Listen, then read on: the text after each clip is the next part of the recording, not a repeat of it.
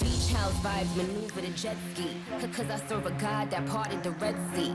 Multi-million-dollar commercials for Pepsi. From food stamps to more ice than Gretzky.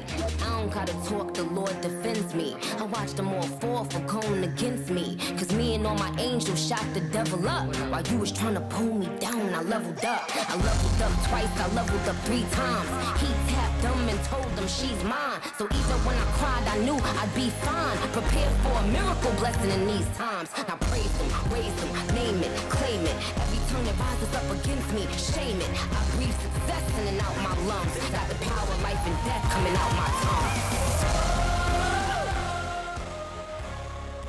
That's the song sparking one of the biggest ongoing debates in the history of gospel music. Indeed, the track I Am Getting Ready by Tasha Cobbs features rapper Nicki Minaj on the gospel artist's recently released album Heart. Well, passion, pursuit and the collaborative track sparked thousands of conversation online as people have not hesitated to share their opinions on whether gospel artists should collaborate with secular artists. Nicki Minaj is a leading American rap act. If you don't know her, I wonder where you are. Known for her explicit lyrics, now videos, as well as her raunchy dress sense, while Tasha Cobbs Leonard is an award-winning gospel artist, most popular for her song Break Every Chain, which remained on Billboard's #1 spot for many weeks after its release. Well, while a section of the public has openly expressed its displeasure at the collaboration, saying both artists should have stayed in their individual lanes, others believe everyone is the same in the eyes of God, and being a secular actor should not stop anyone from acknowledging God.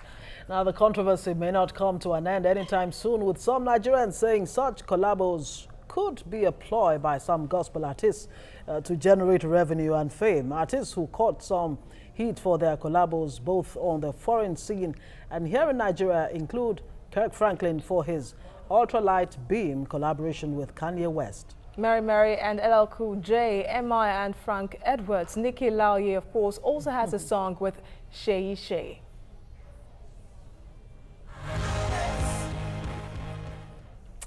All right, joining us, of course, is Nikki Lauye herself in flesh and blood. Good morning. Hi, good morning. Good to see you. Good morning. And of course, we have Kenny Corey, one of the people that have been so angry about that song by Tasha Cobbs that featured Nicki Minaj. Good morning to you, Kenny. Thank you for having me. What's wrong with why are you this angry? collabos? That was direct. Yes. What's wrong? That's all right. First, I believe that Christians are human beings. They're not, obviously, they're not angels or anything. And we are members of the society. We have responsibility towards the society. For example, I have neighbors who are not Christians who don't share my faith. My faith encourages me to love everybody. And, you know, that's my default mode. I love everybody. But everybody have standards. Every religion has standards. The Muslim religion has standards, the Buddhist religion has standards, also the Christian religion has standards. Loving someone does not mean that I should drop. As a matter of fact, the scripture says that God is not respecter of any man, and he would not reduce or drop his standard for any man. You know, so I believe that when you have a collaboration with you know, there are some secular artists who are very, I grew up listening to a lot of secular artists, and their music is not vulgar or anything. It's just that it doesn't necessarily glorify God. But inspirational. But it's Nikki, yeah. let's bring it to Nikki Lauye. You've done a collabo with Shay Shay. What did you have in mind when you did that collabo with her? Okay, when did you expect that there was going to be any kind of backlash? Oh, definitely. Oh, you did? Oh, definitely, because like he said, there are definitely some people that just believe that we shouldn't make or have this kind of collaborations. But at the end of the day, what I tell people is, what is your motive behind doing a song with someone? Especially for we gospel artists, we're not just trying to just create music anyhow. We're trying to inspire, motivate, educate. And of course, that song for me was very, very special. Of course, dedicated to the memory of my dad, one, and of course, celebrating a father's love.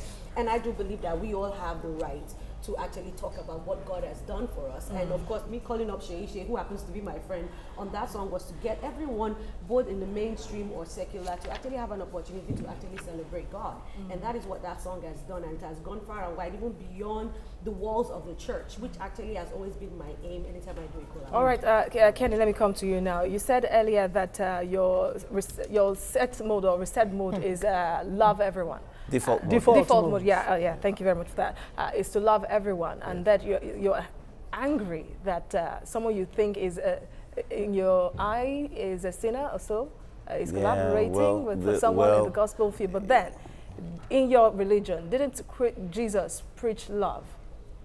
Yeah. For everyone. So love and anger, that's what we're discussing here. Can I be angry and still be loving? Absolutely.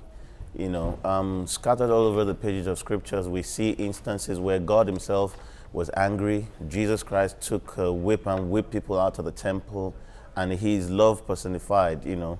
The scripture says, be angry, but do not sin. You know, I think that there's a rhetoric in the mainstream that pushes people like myself who want to fight for standard, push us into the corner. And you know, so because I'm loving, I cannot be angry. I'm a father, I'm a dad, I have children, and I chastise my daughters. It doesn't mean I've stopped loving them. As a matter of fact, the scripture says that it is the child that we love, that we chastise. Oftentimes, when people don't want to speak up, they don't want to speak up because they don't want to offend you. The reason why they don't want to offend you is because they don't want to get out of favor with you. So they're loving themselves. But someone who's going to risk their displeasure or disfavor with you to tell you the truth, you know what? Obviously loves you. We're almost out of time. Since we're talking about collaboration between secular and gospel music specifically, some would, I was talking about this with somebody yesterday, and he said, come to think of it, if Jesus came today, would people really recognize him? Because he dined with prostitutes, he dined with the dregs of the earth, with tax collectors and all of that, and people judged. Yes. People judged. And who are so we to judge? do you feel judged when you do a collabo with anyone that's not in the gospel world? Well, for me personally, I don't care. Okay. I don't care because I have a purpose. Whenever I do that collaboration, my purpose is to reach out to people who are in need of this word of love from God. And the truth is that the same way everybody will find something in the scripture, I too have scriptures to back it up. There was a time when some disciples actually approached Jesus and said, Jesus Christ, this guy is casting out demons in your name, but he's not one of us. And Jesus said, oh, as long as what he's doing is for us and is not against us. And I took that to also understand that Jesus understands that moments like this will do happen. Somebody might want to contradict me and say no, but at the same time, there's also another verse in Philippians 1:18 when Paul said, so what then is the issue? Okay, whether they have false motives or not, as long as Christ is being preached. And for me, that is what is most important, as long as Christ is being preached and lives are being taught. All right, Kenny, should it be about the lyrics or the musician that sings a song or the way of life of that person? We have so many people out there that say that they are following Jesus, they are following Muhammad, but then when you get close to them, people close to them will tell you that this person is not the true example of the religion he practices. So should it be about the religion someone practices or the person's behavior, using that to preach to others? Thank you, ma'am. That's a powerful one. It's everything. It's all of the above. You know, oftentimes people say something and do something else, and you know, it is inconsistent. It undermines if your life is not in sync with your gospel or your message. That means your life is undermining your message. Hence, you know, if there's unity of your soul, unity of your spirit, unity of your body, oftentimes that's when you see success in a man's life. Okay, now in this case, Ken is still remaining with you. Tasha Cobbs, in responding to her critics for this collaboration, said, look, in my relationship with Nicki Minaj, she's a totally different person, a totally different persona from who you see on stage and the real person. Shouldn't there be a difference really between the person you see on stage or the art and the artists real life, come to think of it. And to build on that, before you say anything about Nicki Minaj, on social media a while back, I think about a month or 2 months ago, someone tweeted at her and said that he was cash-strapped, that he wanted money for his college fees. And she said, send me your details, I'm going to send the school fees to you. That went viral. I'm not sure if you saw it. So, like she said now, judging Nicki Minaj by what she wears and the kind of music she does, but then when you look at her closely, is she not a better person than so many other people in church and in mosques? Yeah, what's the question? So about the person using judging the person based on their art and then judging on their lifestyle. Okay, what's the question?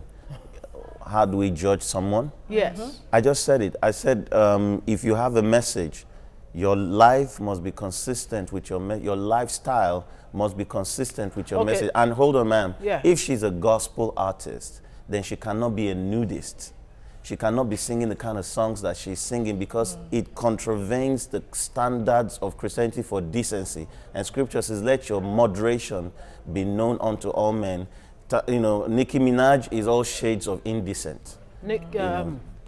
Well, for me personally, like I say that we are all at different stages of our relationship with God.